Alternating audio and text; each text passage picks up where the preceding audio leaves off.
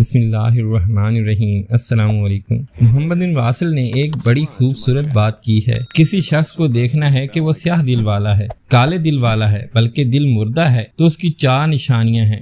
گناہوں پہ گناہ کرتے جا رہا ہے، کوئی پرواہ نہیں۔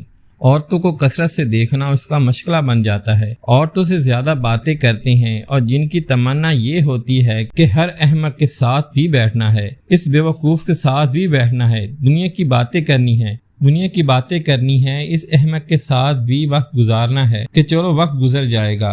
اس وقت کو آباد کرنے کا حکم ہے۔ اللہ کے ذکر سے، نیکی سے، خیر سے، بھلائی سے، کسی کی خیر خواہی سے وقت گزارنا یہ کوئی مصیبت ہے؟ اللہ نے زندگی دی ہے، اس کو انجوائے کریں۔ کیسے انجوائے کریں؟ اس کو نیکی پر لگائیں۔ دل مردہ ہے جب انسان مردوں کی مجلس میں بیٹھتا ہے۔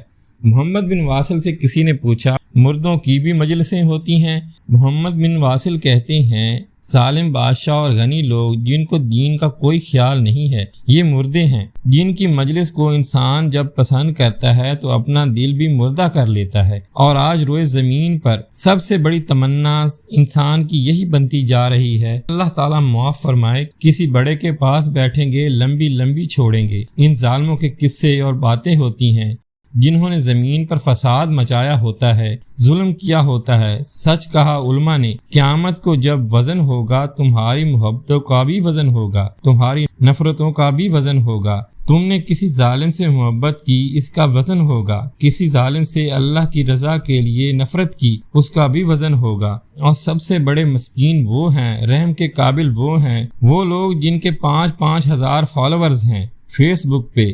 جب بیمار ہوتے ہیں تو ہسپتال میں ان کے فالوورز میں سے کوئی بھی نہیں آتا، کوئی بھی نہیں پہنچتا، جن کے لیے ساری زندگی اس نے برباد کی۔ اس سے بڑا مسکین وہ ہے جو ان ظالموں کے پیچھے لگے اور ووٹروں کی باتیں کرتے کرتے زندگی کو بھیانک کھائیوں میں لے جاتا ہے۔ کوئی بھی نہیں آتا، نہ مرتے وقت کوئی آتا ہے، نہ بیماری کے وقت کوئی آتا ہے۔ یہ سزائیں بھی قبر میں اور حشر میں اکیلا ہی بھگتے گا، کسی نے نہیں آنا۔ کاش کسی کے اندر یہ فہم آ جائے، کسی کی وجہ سے اپنی آخرت خراب نہیں کیا کرتے، اس لیے کہ اللہ کے رسول نے فرمایا کہ سب سے بڑا دھوکہ دینے والا وہ ہے جو کسی کی وجہ سے اپنی آخرت خراب کر لے۔